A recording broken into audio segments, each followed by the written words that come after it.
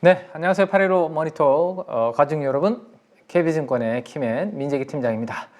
자, 벌써 이제 1월 5번째 주, 그리고 1월의 마지막 주를 앞두고 있는 주간 찐시한 방송 일요일 밤 함께 하도록 하겠습니다.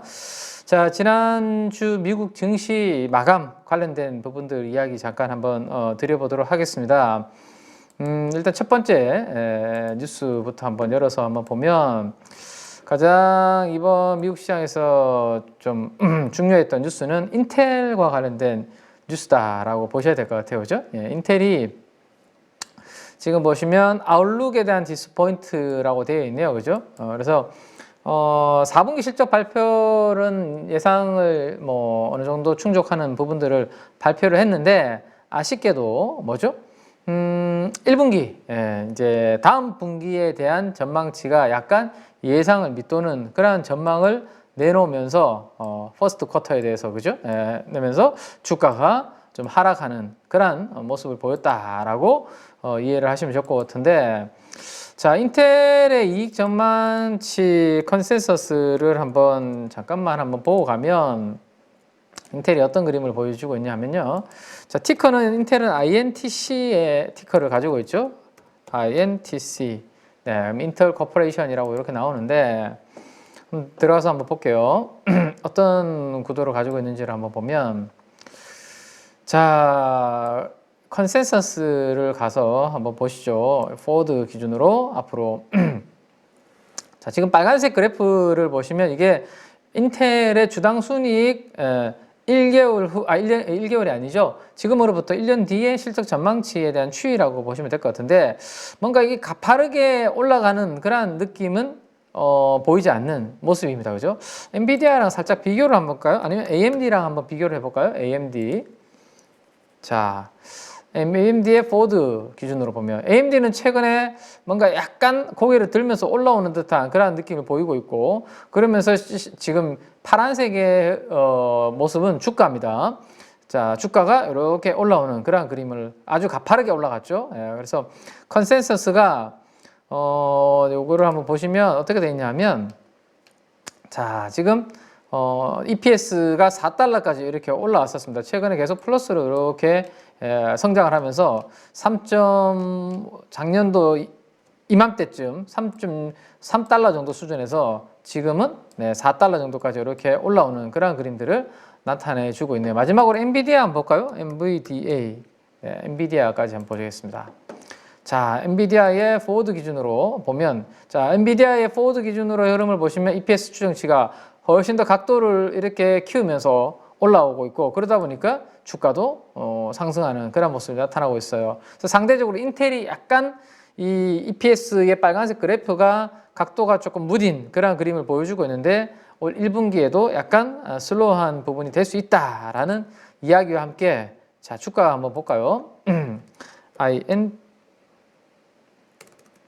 INTC 보죠. 인텔 INTC 반응이 좀 느리네요. 네. 자, 주가를 한번 보니 이렇게 되어 있네요.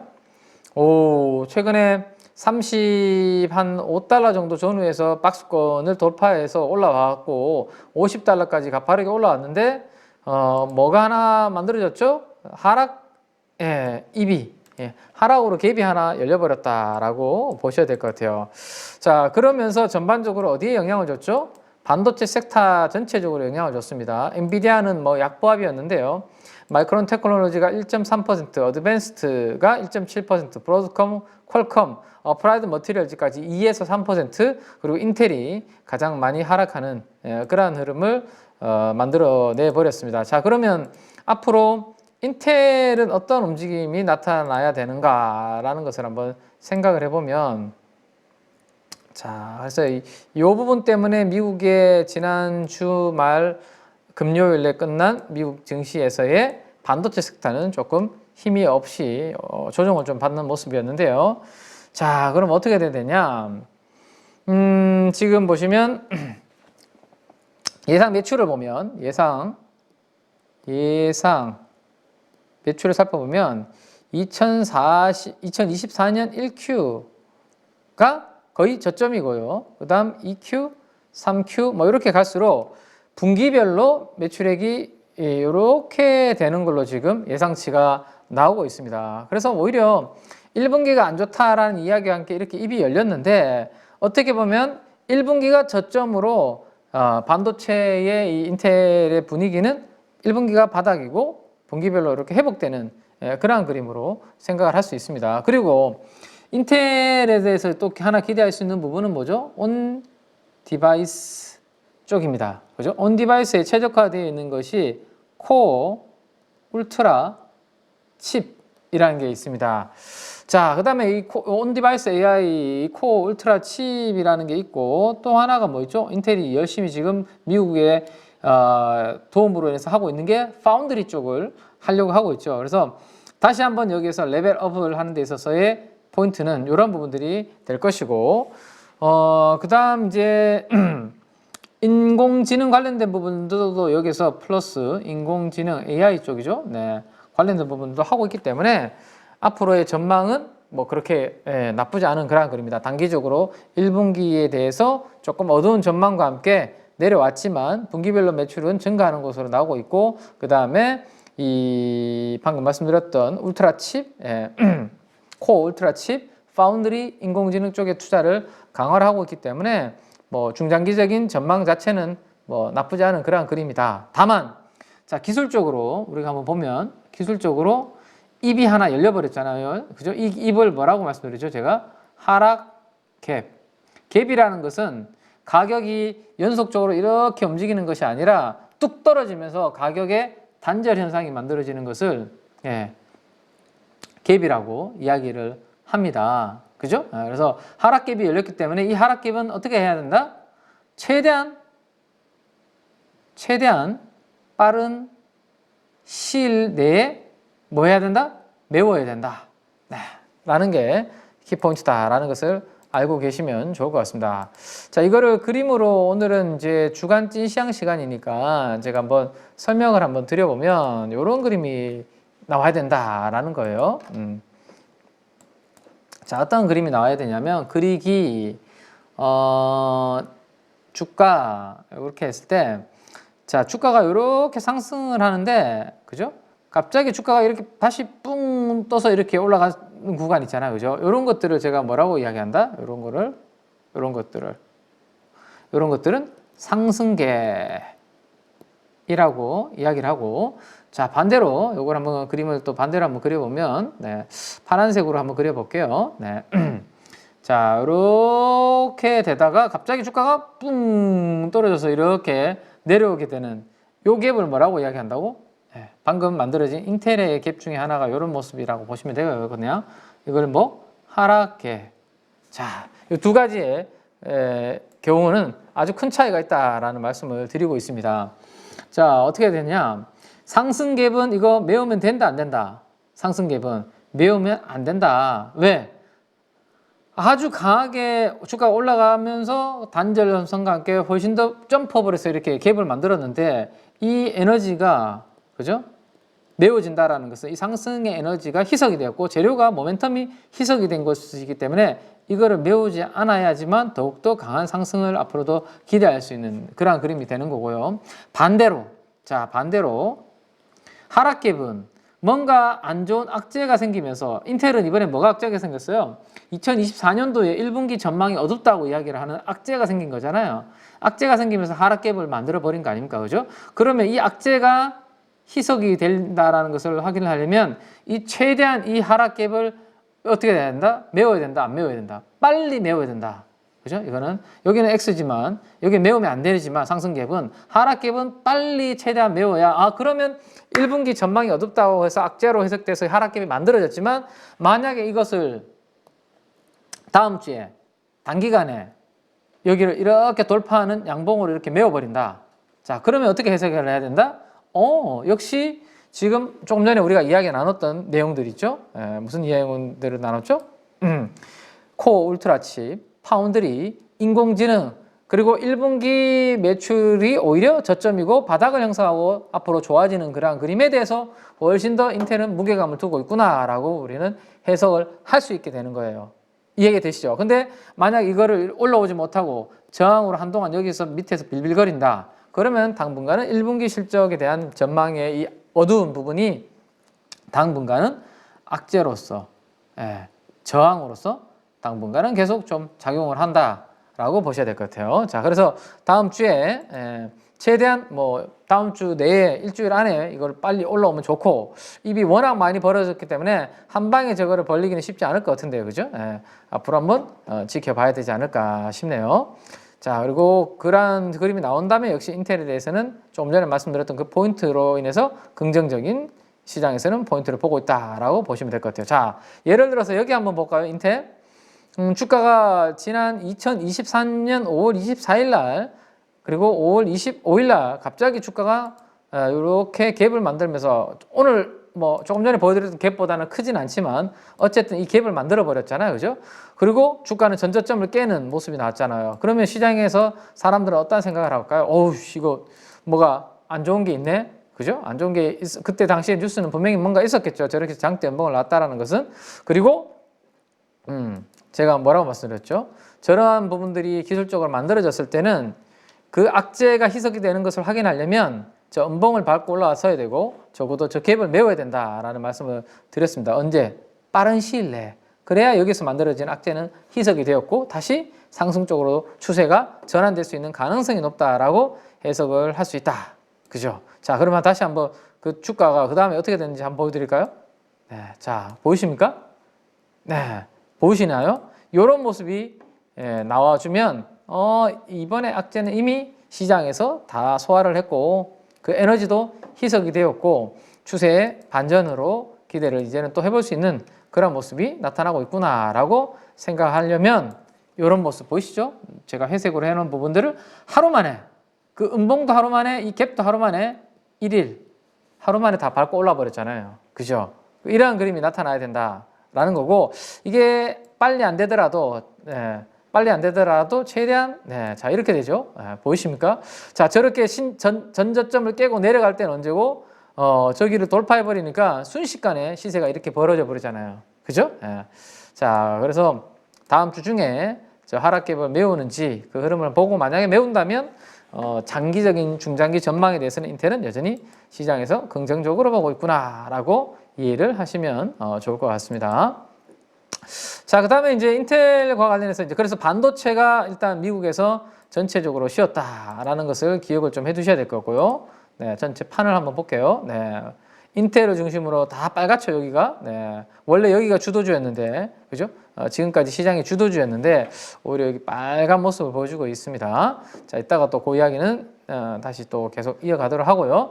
잠깐 이제 매크로 쪽으로 이야기를 한번 돌려보면, 매크로 쪽으로 이야기를 한번 돌려보면 페드 이야기가 나왔는데 지금 페드에서 프리퍼라는 것은 이제 좋아하는 거라고 생각하면 될 것 같아요. 페드에서 좋아하는 인플레이션 관련된 지표가 그죠? 빌로우 3% 처음으로 퍼스트 타임이라고 되어 있네요. 2021년 언제 마치면 3월입니까? 3월? 에이프릴이 4월이고, 네. 맞나요? 네, 마치. 맞나요? 네. 자, 그래서 2021년 3월 이후로 처음으로 3% 아래로 내려왔는데 그 내려온 데이터는 연준이 연준이 좋아하는 인플레이션 관련된 지표가 그런 움직임을 만들어냈구나라고 이해를 하시면 될 것 같습니다. 자, 뭐가 나왔나요? 이게 나왔잖아요. 네. 코 PC 인플레이션, 쿨즈 라고 나왔네요. 네, 한번 볼까요?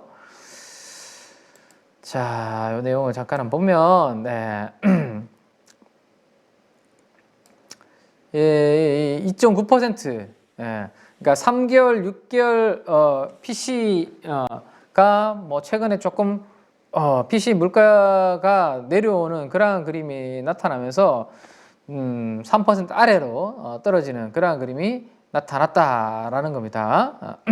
자, 그러면 이제 주거 비용과 의료 비용이 아주 지금 계속해서 좀 발목을 잡고 있는 그런 모습이었는데 어쨌든 지금 물가는 완만한 그런 하락세를 좀 유지하려고 하는 모습들이 좀 나타나고 있네요. 그죠? 자, 그러면 이제 물가는 완만한 하락에 경기만 그렇게 무너지지 않는다면 아주 좋은 모습이 되죠. 골디락스의 환경이 나타날 수 있습니다. 경제는 탄탄한데 물가는 조금 완만하게 하락을 해줘. 그죠? 경기가 무너지면서 금리 인하가 되는 게 아니라 경기는 탄탄한데 물가가 떨어지면서 금리를 조금 낮춰주는 그러한 환경이 되면 이거는 더할 나위 없이 좋은 그러한 환경이 될 수 있다라고 보셔야 될 것 같아요. 그래서 골디락스의 환경이 만들어지고 있다 정도 일단 보시고, 다만 아직까지는 그래도 계속해서 우리가 체크를 해야 되는 부분들은 이런 내용들이 또 있습니다. 이건 무슨 내용이에요? US Student Loan이라고 하네요. 이건 학자금 대출이라고 생각을 하시면 될 것 같습니다. 학자금 대출 상한이 지금 재개가 된다라는 이야기를 이제 해드렸는데, 그러면 어떻게? 뭔가 갚아야 되는 돈들이 증가를 하게 되면 그만큼 내가 소비를 줄여야 되는 부분들이 생기고, 소비를 줄이게 되면 기업들이 뭐 물건이 안 팔리고 재고가 좀 쌓이는 부분이 될 것이고, 재고가 쌓이게 되면 굳이 공장의 가동률을 아주 높게 유지할 이유가 없을 것이고, 공장의 가동률을 유지할 이유가 없다라면 일부 직원들은 감원을 할 수도 있는 그러한 부분들이 연결이 될 수도 있죠. 이게 심각하게 소비에 만약에 타격을 주는 내용이 된다라면 앞으로도, 그죠? 그래서 학자금 대출 상한이라는 부분은 앞으로 영향을 계속 이거를 뭐 임팩트 있게 줄지, 그런 부분들은 우리가 모니터링 요소가 된다. 그죠? 미국 경제에 영향을 주는지는 이거는 체크해 보면 될 것 같고, 아직까지는 뭐 아주 큰 시장에 데미지로서는 영향을 주고 있지 않다 정도로 생각을 하시면 될 것 같습니다. 아시겠죠? 네. 자, 그리고 이제 국내 이야기로 한번 들어가 볼까요? 네. 연초에 부진했던 한국 시장에 대한 이야기가 나와 있습니다. 자, 조정 요인의 장기화 가능성은 높지 않고, 조정 요인이 뭐예요? 연준의 금리 인하 기대감이 지금 3월에서 뒤로 뭐 하고 있죠? 후퇴하고 있잖아요. 그죠? 후퇴를 하고 있죠. 그러면서 달러는 어떻게 되고 있죠? 강세를 보이고 있고, 금리도 다시 높아지고 있고, 그러다 보니까 우리나라는 달러 강세에 워낙 약세가 만들어지고 있고, 금리가 올라가니까 거기도 부담을 가지면서 약간 연준의 금리 인하 기대감 후퇴와 함께 약세 흐름이 좀 부진한 모습이 이어지고 있습니다. 그래서 금리 상승, 달러 강세가 주요 요인이죠. 그리고 지난해 4분기 실적이 좀 실적 초반에 대표주들이 삼성전자를 비롯해서 예상치를 조금 하회하는 그런 뭔가 되게 서프라이즈한 실적이 나오지 않는 그런 부분들이 나타났고요. 자, 그 다음에 수급 관점에서 본다면 중국 경기가 여전히 부진한 그런 모습으로 최근에 중국을 중심으로 신흥국에서 자금이 좀 이탈되는 분위기, 그 다음에 지정학적 리스크가 일부 좀 계속 있죠. 중동도 그렇고 홍해, 그 다음에 우리나라를 둘러싼 부분도 있고요. 그래서 이런 부분들이 원달러 환율의 상승과 연결되면서 외국인들이 좀 수급도 약한 그런 모습입니다. 자, 이런 요소들은 장기화될 만한 가능성은 낮다라는 거고, 코스피 밸류에이션 매력이 부상을 하고 있다라는 건데, 밸류에이션을 제가 한번 볼까요? 그러면 어떻게 돼 있나? 자, 밸류에이션을 한번 보죠. 일단 EPS 추정치는 크게 떨어지지 않고, 그죠? 지금 2024년도 1월달 연초 이후에 보시면 크게 하락을 하지 않고 좀 버티고 있는 그런 모습입니다. 근데 자, 퍼가 제가 항상 이렇게 말씀드리죠. 여기에서 슬래시를 걷고 이걸 위로 올리면 피고, 여기에서 여기 피고, 요 밑으로 분모가 이렇게 되니까 시가총액을 이익으로 나눈 거잖아요, 그죠? 근데 지금 보시면 이익은 스테이하게 좀 멈춰 있습니다. 올라가지는 않지만 적어도 크게 떨어지지 않고 있죠. 근데 주가는 최근에 이렇게 떨어지다 보니 우리나라 코스피 퍼가 어떻게 됐나요? 당연히 하락을 하겠죠. 그게 바로 검은색 선이라고 보시면 될 것 같아요. 이렇게 떨어지잖아요. 그죠? 그래서 지금 쭉 연결하면 이제 주가가 좀 반등을 줘서 겨우 10배. 자, 10배면 밸류에이션이 그렇게 부담스럽지 않은 수준. 그래서 주가에 하락이 온다고 하더라도 다운사이드 리스크는 좀 제한적인. 왜? PBR로 봤을 때도 0.34배? 0.85배 정도 수준. 그렇죠? 이 정도거든요. 우리나라 코스피 PBR이 0.85배 정도 전후에 있기 때문에 요것도 다운사이드 리스크는 제한적이다. 다만 올라가더라도 뭔가 이런 실적이나 PR을 올릴 수 있는 멀티플에 지금 그게 없기 때문에 유동성이 아주 좋아야 되는데 그런 것들도 없으니 올라가도 지수는 좀 항상 말씀드리지만 박스권. 그래서 올 1분기가 제가 종목 장세가 화려하게 전개가 될 가능성이 높다라고 말씀드렸죠. 자, 그리고 이제 어쨌든 연준의 금리 인하 되돌림은 좀 불가피한데요. 산타랠리가 펼쳐졌던 이전 수준으로 지금 금리 인하 확률은 좀 돌아갔습니다. 그래도 우리나라의 실적 우려는 최근에 수출 데이터나 이런 것들을 봤을 때는 뭐 요거 떨어지지 않는 것처럼 아직까지는 견조하다. 특히 이 코스피 모멘텀에서 견조한 이 변화가 나타나는 쪽은 주로 반도체, 그다음에 유틸리티, 상사 자본재의 이 변화가 견조하다. 뭐 이렇게 보시고, 자, 그래프를 한번 보면요. 자, 오른쪽 축은 1분기 영업이익 변화율 3개월 사이 영업이익 변화율이 좀 높은 기업 업종입니다. 그리고 세로 축은 2024년 영업이익 변화율이다라고 보시면 될 것 같아요. 네. 그러면 위쪽과 오른쪽으로 이렇게 있는 기업들이 상대적으로 실적에 대한 그런 기대감이 좀 있는 쪽이라고 보시면 되겠죠. 이익 변화가 좋게 나타나고 있는 쪽, 주로 아까 말씀드렸던 것처럼 반도체, 상사 자본재, 유틸리티, 그죠? 뭐 이런 쪽입니다. 자, 그 다음에 지정학적 리스크, 한반도를 둘러싼 북한의 김정은 위원장이 엄청나게 공격적인 발언들을 하고 있는데, 사실 이런 것들은 과거에 기회인 경우가 많았죠. 펀더멘탈을 훼손시키는 요인이 아니고 하나의 이제 좀 이벤트적인 성격이 강했죠. 자, 이거는 데이터가 여기에 있습니다. 옛날에는 저런 이슈가 있을 때마다 한국의 지정학적 리스크가 있을 때, 요런 이슈들이 있을 때 우리나라의 CDS 프리미엄이, 이 CDS라는 것은 크레딧 디폴트 스왑이라는 겁니다. 그냥 쉽게 대한민국이라는 나라의 부도 위험이라고 생각을 하시면 되거든요.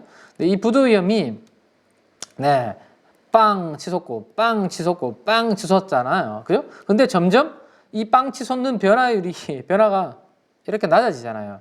아, 이게 북한이 뭘 하더라도 크게 임팩트가 없다. 이번에도 뭐 되게 강하게 이야기는 하고 있지만, 그죠? 네, 아직까지는 주가의 조정의 본질로 우리는 보기는 어렵고, 오히려 중국의 주식시장 부양책 지금 이야기가 막 나오면서 이번 주에 시클리컬 관련된 업종 종목들이 좀 움직였는데, 중국이 좋아진다? 그러면 투자 심리 관점에서는 바닥이 형성될 수 있는 그런 부분들이, 또 아까 제가 PBR로 우리나라 코스피가 0.84배 정도, 뭐 85배, 0.83배, 뭐 그 사이입니다. 아무튼 자, 여기에서 극단적으로 이 밑에 떨어진 케이스는 제가 지난 주간증 시장에서 2번 있다라고 말씀드렸죠. 언제? 서브프라임 금융위기 때, 그리고 최근에 코로나 때. 그것을 제외하면 잠깐 떨어지긴 했지만 곧바로 회복을 했고, 추세적으로 그 밑으로 툭 떨어졌던 기간은 그 2번밖에 없었으니, 그러한 케이스가 아니라면 여기에서 중국의 주식시장과 경기도 조금 바닥을 다져준다라면 제가 봤을 때는 다운사이드 하방의 리스크는 제한적이다. 그리고 대신 상방을 아주 강하게 엄청나게 높게 올라갈 수 있는 부분도 제한적이다 라고 그렇게 보시면 될 것 같아요. 자, 그래서 제가 지난주에도 말씀드리기를, 올라가더라도 코스피의 PBR로 0.9배에서 1배가 맥시멈이다. 그렇죠? 그래서 주가는 지금 0.8 한 3배 정도 있다가 치면 PBR로 올라가도 0.9에서 1배 정도, 요 박스권이 우리나라는 움직이는 구간 정도. 그래서 지수는 별로 지수 가지고 뭔가 먹으려고 하긴 쉽지 않고, 그래서 지금은 좀 중소형주 쪽을 연초에는 좀 보는 게 좋았고, 최근에 뭐 테마주들 순환매가 아주 빠르게 그렇게 만들어졌었죠. 네. 자, 그다음 전체적으로 이제 그 2차 전지 이야기를 잠깐 좀 드리려고 하는데요. 네, 2차 전지까지 한번 이야기를 한번 드려볼 텐데, 지난주 시장을 보면서 저는 이런 느낌이 들었습니다. 제가 지난 금요일 날 저희 KB증권 프라임클럽 고객분들한테 이렇게 글을 하나 장중에 이제 제가 다 보내드렸었는데요. 한번 보시면 오시황 전략이라고 해서 제가 이렇게 글을 하나 보내드렸었는데, 자, 명확하게 확인이 된 하루였다라고 써드렸습니다. 무슨 이야기냐? 자, 요걸 한번 보면서 제가 말씀을 드릴게요. 네. 우리 프라임클럽의 저희 유료 가족분들한테만 보여드린 글인데, 제가 우리 조금 일부 오픈을 해서 보여드리도록 하겠습니다. 자, 김앤이 뭐라고 써서 이제 카카오톡으로 보내드렸냐면, 자, 제가 아침에 모닝 전략이라는 것을 이제 남기고 있는데, 그날 모닝 전략의 제목이 뭐였냐면요.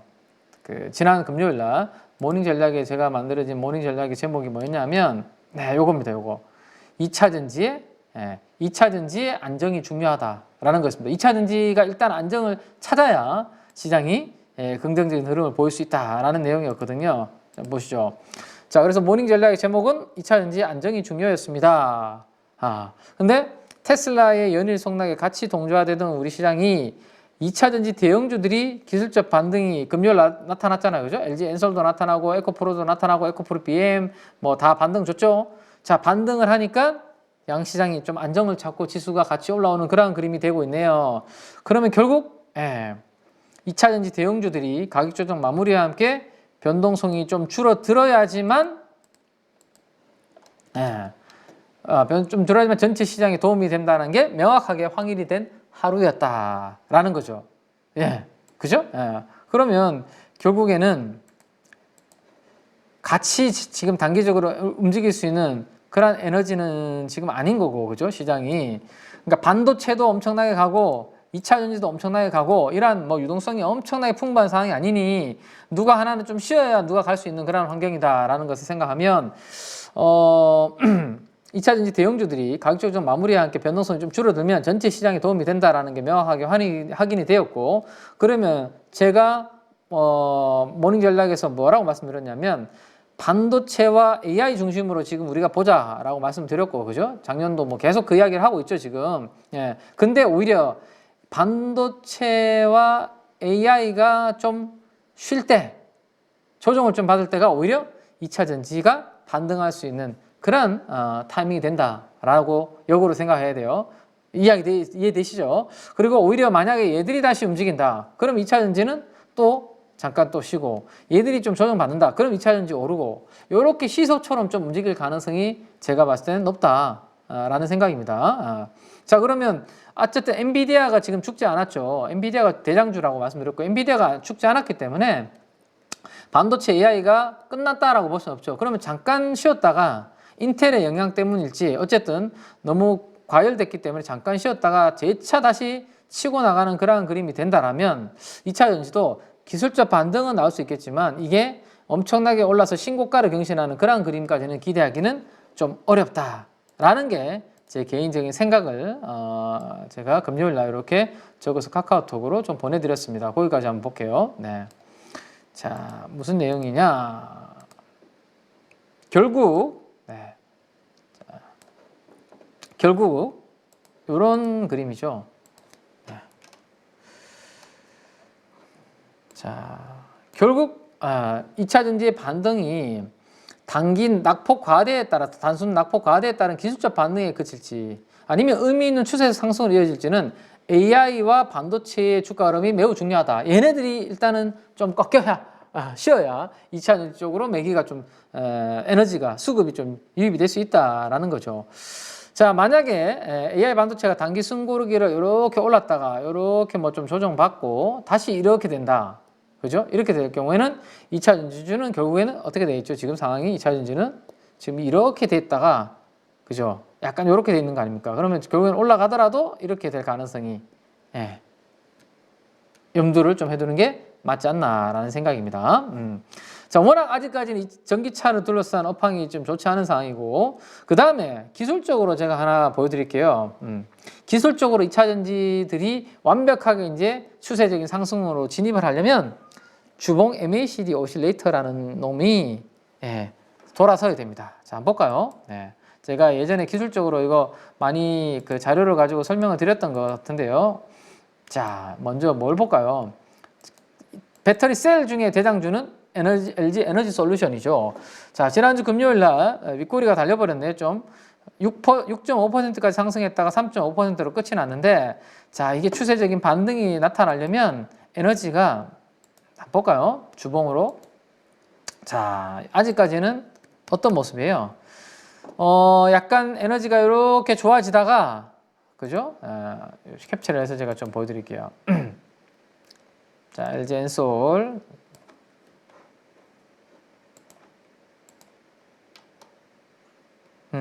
자, 보시면 자, 뭔가 이렇게 안 좋아진 작년 7월 26일 잊지 말자. 7월 26일 제가 말씀드렸죠. 7월 26일 날 엄청나게 대량 거래와 함께 최고점을 다 2차전지 관련주들이 찍고 그때부터 중기적으로 이렇게 약세. 그래서 제가 이동안은 여기 구간에서는 2차전지 관련주는 좀 재미없을 가능성이 높으니 약간 투자의 후순위로 생각을 해두자라는 보수적인 말씀을 드렸고, 대신에 그 안에서도 제가 전해에 관련된 부분들만 이야기를 좀 드렸죠. 그죠? 엔캠과 같은 종목들.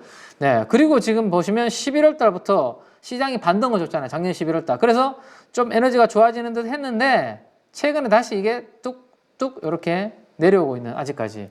그러면 어떤 그림이 돼야 된다? 음봉의 길이가 다시 이렇게 짧아지는.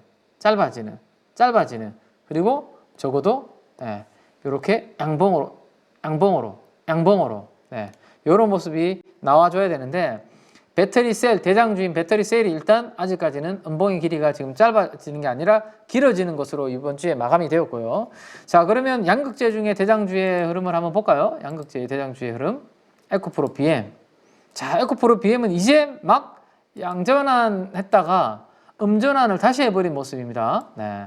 자, 7.5% 정도 상승을 했지만 아직까지 워낙 추세적인 하락세의 모습이 강했기 때문에 한 번에 저 7.5%의 상승으로 중기적인 에너지를 지금 돌리지는 못하고 이번 주에 결국 음봉으로 마무리가 되었네요. 그러면 예를 들어서 이 첫 음봉일 수도 있잖아요. 대신에 이럴 수도 있습니다. 여기 보시면 한 2주 정도 이렇게 하락하다가 바로 땡겨버렸잖아요. 그죠? 그래서 앞으로 그렇게 될 수도 있고 아니면 이렇게 될 수도 있고 알 수 없는 거죠. 다만 어쨌든 지금 2차전지의 배터리 셀 1위인 LG 엔솔이, 그 다음에 양극재의 대장주인 에코 BM이 지금 주봉의 추세상으로는 아직 에너지가 조금 더 진행이 좀 돼야 되는, 그죠? 숨고르기가 아직까지는 좀 진행이 될 가능성이 높아 보이는 그러한 그림을 보여주고 있기 때문에 만약에 2차전지 관련주들을 가지고 계신 분들은 이미 고점에서 7월 26일 이후에 사서 막 가지고 계신 분들은 뭐 굳이 바닥에서 파실 필요는 없을 것이고, 내가 신규로 살려고 하는 분들이라면 내가 산 시점부터 이제는 2차전지가 뭐 큰 변동성 없이 꾸준하게 상승만 할 거야 라고 보기에는 아직까지는 타이밍이 그렇게 안정적으로 에너지가 무르익진 않았다. 대신에 아주 단기적으로 봤을 때는 만약에 AI와 반도체가 좀 더 쉬어가는 그러한 그림이 될 때 단기 기술적 반등은 언제든지 나올 수 있는 그러한 모습을 보여주고 있는 환경이다라고 그렇게 이해를 하시면 될 것 같습니다. 뭐 포스코 퓨처엠 하나 더 볼까요? 포스코 퓨처엠. 자, 포스코 퓨처엠도 마찬가지죠. 네, 음봉이 이틀 2주째 이렇게 길어지는 모습이고, 포스코 홀딩스 한번 볼까요? 네, 포스코 홀딩스도 11월 달 이후에 음봉이 줄어들다가 다시 지금 3주째 음봉의 길이가 길어지고 있기 때문에 아직까지 2차전지는 추세적인 강세를 논하기에는 조금 이르고, 대신에 AI와 반도체가 좀 숨고르기 할 때 기술적 반등 정도의 구간으로 진입할 수 있는 그러한 흐름을 만들어냈다 정도로 보시면 될 것 같아요. 자, 거기에서 이번 금요일 날 LG 엔솔이 실적 발표를 했기 때문에 요거 한번 메리츠 증권의 노우어 연구원님께서 잘 정리해 놓으신 게 있어서 제가 가지고 왔고, 그 정리 안에서도 눈에 띄는 코멘트들이 있어서 뭐죠? 드디어 엔캠에 대한 이야기들이 나오기 시작했습니다. 제가 작년도 하반기에 그래도 차별화될 가능성이 높다라고 엔캠에 대한 이야기를 해드렸는데, 우리 대표님께서 자꾸 주가가 별로 안 올라가고 재미없으니까 농담 삼아 엔캠은 어떻게 됐냐고 중간중간에 항상 장시작전 방송에서 놀리듯이 물어보셨는데요. 요즘 조금 제 속이 좀 시원한 것 같긴 한데, 아무튼 자, 4Q 실적 설명의 후기 자료 정리해 놓으신 게 있으니까 요거 가지고 잠깐 빨리 한번 보겠습니다. 자, 리뷰 한번 보시죠. 일단 300조 원의 수주 잔고를 확보를 해놨고, 고객사가 지금 다변화되고 있다, 뭐 그런 내용들이 이야기가 있습니다. 좀 더 디테일한 부분은 제가 나중에 뭐 다음 주에 주간진 시황에서 정리를 해드리든지 뭐 그렇게 할게요. 요거는 가볍게 짧게 한번 말씀을 드리도록 하겠습니다. 뭐 여전히 뭐 배터리 기술 개발의 로드맵은 기술을 선도해 나가겠다, 가격 경쟁력을 확보하겠다, 뭐 그런 내용들의 이야기를 하고 있습니다. 이게 다변화한다라는 게 가격 경쟁력 확보 뭐 이야기를 하는 거겠죠. 그 다음에 뭐 리튬황이나 반고체 전지 양산 예정이다, 이런 이야기도 하고 있는데, 저는 이제 전고체 전지에 대한 관심을 저는 많이 가지고 있고요. 네. 전고체 전지는 SDI를 중심으로 활발하게 지금 연구 개발이 진행이 되고 있고 뭐 양산 스케줄도 지금 나오고 있는 상황인데 제가 계속 말씀드렸죠. 한번 시세가 났던 것들이 다시 엄청난 시세를 보이는 경우는 있긴 하지만 드물다. 그래서 같은 테마와 같은 섹터에서도 다음에 큰 조정 후에 움직일 때는 그때 그 대장주들이 아니라 새로운 대장주들이 움직일 가능성이 높다라고 말씀드렸고 그때 후보군 중에 하나가 바로 전고체 배터리가 될 가능성이 있다라는 것을 염두를 해두고 앞으로 체크를 좀 해봐야 될 것 같아요. 그 다음 뭐 차세대 원통형 뭐 이야기가 나왔고 올해 하반기 내년도 아리조나에서 원통형 전지 구축한다 등 뭐 이런 게 실적 리뷰 관련된 부분이고 올해 사업 가이던스와 전망 관련된 부분들을 한번 보시면 매출 성장률은 미드 싱글 로 증가를 제시를 했습니다. 그렇게 큰 폭의 성장을 기대하지는 않고 있는 그런 모습인 것 같아요. 그죠? 그리고 배터리 판매 단가 하락 영향 광물 그러니까 리튬이나 니켈 같은 것들이 빠지면 양극재가 하락을 하고 양극재가 빠지면 또 시차를 두고 어디 배터리 셀 가격을 빠지고 배터리 셀 가격이 빠지면 전기차 가격 빠지고 이게 시차를 두고 이렇게 진행이 된다라고 말씀드렸죠. 아직까지는 이게 배터리 판매 단가 여기에 영향을 주면서 외형 성장은 다소 둔화가 될 것이다. 그래서 이제 성장주로서의 느낌은 조금 아직은 좀 쉬어가는 그런 모습이다라고 그렇게 보시면 될 것 같아요. 자 그리고 또 2024년 하반기 이후부터는 기존과 유사한 외형 성장률이 이어질 것이다. 자 그래서 저도 올해 2024년 1Q가 저는 배터리의 2차 전지에 저는 바닥 구간을 통과하지 않을까라고 저는 조심스럽게 생각을 하고 있습니다. 그래서 이렇게 생각하고 있는데 만약에 앞에 말씀드렸던 것처럼 전체적으로 2차 전지 관련주들의 에너지가 펀더멘탈도 당연히 봐야 되겠지만 전기차 수요가 좀 살아나는지 등등 봐야 되겠지만 어쨌든 우리가 기술적인 에너지 중도 중요한데 주봉 MACD 오실레이터 상으로 뭔가 전체적으로 지금은 다 음봉의 길이가 길어지면서 주봉이 악화되고 있지만 만약에 주봉의 길이가 같이 짧아지면서 좋아지는 그러한 그림이 나타난다. 그러면 1Q 내에서 바닥을 잡으면서 아마 중기적으로 트레이딩 할 수 있는 좋은 기회가 또 올 수도 있는 그런 부분들을 잘 앞으로 봐야 될 것 같아요. 네. 자, 뭐 그런 부분들이 있고요. 뭐 이런 것들은 제가 자료 넣어드린 거 읽어보시기 바라고. 그 다음 이제 ESS 하는 부분들이 있죠. 요거는 주로 뭘 가지고 한다? LFP 배터리를 한다라고 말씀드렸고, ESS 시장이 커지면 같이 동반 성장하는 게 뭐라고 말씀드렸죠? 전해액입니다. 네, LFP에 들어가는 리튬 인산철 배터리에 들어가는 전해액이 아주 많이 들어가는 그런 부분들이 된다라고 보시면 될 것 같아요. 자, 그래서 2026년 같이 자금 조달 뭐 이야기가 나오고 있고 요건 한번 읽어보시고 자, 근데 이제 금요일 날 기사가 하나 나왔는데요. 머니투데이에서 어떤 내용이 나왔냐면 LG 엔솔이 분리막과 전해질 고객사와 미국 현지 생산을 논의 중이다. 뭐 이런 내용이 나온 게 있습니다. 분리막과 전해질 고객사와 미국의 현지 생산을 논의 중이다. 누굴까요? 결국엔 누구예요 이게? 결국에는 엔캠밖에 없지 뭐. 엔캠의 조지아 공장으로 대응할 수 있는 방법밖에 없죠. 가장 큰 캐파를 가지고 있고 만약에 여기서 증설을 한다고 하더라도 가장 안정적으로 잘 할 수 있는 회사 이미 하고 있고 잘하고 있는 회사와 손을 잡을 가능성이 없겠죠. 그래서 엔캠이 지난 금요일 날 다시 지난번에 아주 큰 음봉을 회복하는 다시 기술적 한번 볼까요? 그래서 지금은 2차 전지 내에서도 뭐 엔캠이 가장 강한 힘을 보여주고 있는데요. 저는 조금 쉴 줄 알았는데요. 사실은. 자, 이 음봉이 나왔을 때 이 음봉을 이렇게 빨리 저는 회복할지 사실 상상 못했고요.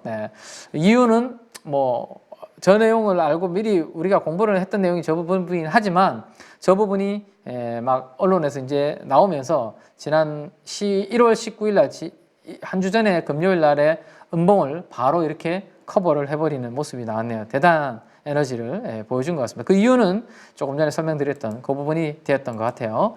자, 그래서 IRA, FEOC에 따른 밸류체인 전략을 한번 보면 이런 내용입니다.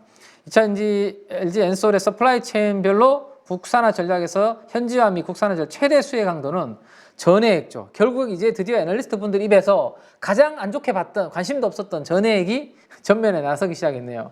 그리고 전구체 분리막 뭐 이렇게 됩니다. 그러다 보니까 여기 엔캠이 자꾸 나올 수밖에 없는 그런 환경인 것 같네요. 네, 그렇게 한번 보시면 될 것 같고, 마지막으로 제가 이제 조금 보고 있는 쪽 요거 넘어가고 네, 뉴프렉스가 이제 제가 많이 말씀을 드렸는데 요 부분 한번 보여드릴게요. 제가 수요일 날 1월 24일 날 저희 프라임 클럽, KB증권 프라임 클럽 내에서 장중 라이브 방송하면서 뉴프렉스가 그날 10% 빠질 때 뭐라고 이야기 드렸냐면, 텐센트를 통해서 메타가 중국 쪽으로 이제 VR 기기를 좀 팔려고 하는데 요게 좀 삐걱거리고 있다라는 기사가 났을 때 제가 무슨 말씀 드렸냐면, 요거 좀 듣보잡 언론이다. 듣보잡 언론이고, 오히려 주가가 저렇게 빠지면 PER은 더 낮아진다라는 설명을 드렸었는데요.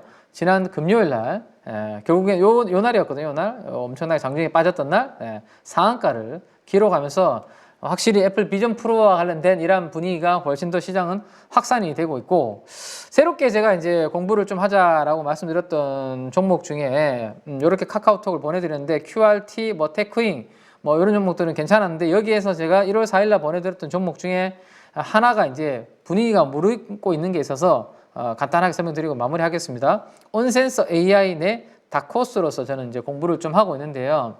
어떤 종목이냐? 바로 ALT라는 종목입니다. 네, ALT. 네. 자, 이 ALT가 여기가 이제 7월 27일이고 여기가 내일이면 일요일이죠? 주말인가요? 네. 주말 사이에 1월 27일이죠. 그래서 요게 오버행 6개월짜리 락업 물량이 해제가 되는 시점이 이번 월요일 정도 주 초반이 될 것 같아요. 다음 주죠. 다음 주에. 그래서 그 물량만 소화를 하면 제가 봤을 때는 공모가 25,000원 아래에서 지금 계속 여기 보시면 눌려있는, 상장 이후에 내려왔다가 거기서 올라가지 못하고 눌려있는 상황이잖아요. 그죠? 근데 이번에 물량 부담이 해소가 되면 이제 수급적으로는 좀 무거운 짐을 덜게 된다라는 거고, 여기서 이제 그런 모멘텀이 뭐가 있냐, 이게 제가 관심 있게 보고 있는 게 바로 온센서 AI라고 말씀드렸고, 대장주는 어버브 반도체라고 말씀을 드린 적이 있죠. 어버브 반도체를 고객사로 가지고 있고, 그 다음에 온센서 AI 두 가지 키워드는 제가 이미지 센서, 그죠? 이미지 센서 CIS, 그 다음 MCU, 바로 어버브 반도체가 MCU의 1위 업체죠. 그 이미지 센서, 이런 부분들을 전방 사업으로 하고 있는 기업이, 고객사도 어버브 반도체를 가지고 있고요. 그래서 ALT가 가지고 있기 때문에 저는 좀 안 오른 온센서 AI 관련주로 ALT를 주목할 가능성이 있지 않을까라는 생각이고, 이 수급적 이슈가 끝나고 나면 애널리스트 분들도 아마 관심 있게 보면서 리포팅이 가능한 그런 아마 흐름이 나타날 가능성이 있는 후보군으로, 그래서 좀 덜 오른 종목들을 내가 AI나 반도체 쪽에서 찾는다라면 온센서 AI 관련주로, 온센서죠, 센서 AI 관련주로 ALT를 가지고 여러분들이 한번 공부해 보시는 거 괜찮을 것 같고, 만약에 주가 움직임이 긍정적으로 좀 만들어진다면 상장한 날 음봉의 시가 있죠? 네, 여기 정도까지는 한번 움직임이 나타날 가능성도 있다는 겁니다. 무조건 아니고, 가족분들이 또 한번 8월 가족분들이 직접 한번 공부를 해보시면서 체크를 해보실 만한, 모니터링을 해볼 만한 후보군이다 라는 것을 정리를 해드리면서 이번 주 주간지 시황 방송은 여기서 마무리를 좀 하도록 하겠습니다. 자, 오늘 못한 이야기들은요, 또 내일부터 이어지는 장시작 전 방송에서 자세하게 좀 다뤄드릴 테니까요, 일요일 밤 꿀잠 주무시고 저는 내일 장시작 전 방송에서 인사드리겠습니다. 지금까지 KB증권의 김앤 민재기 팀장이었습니다. 감사합니다.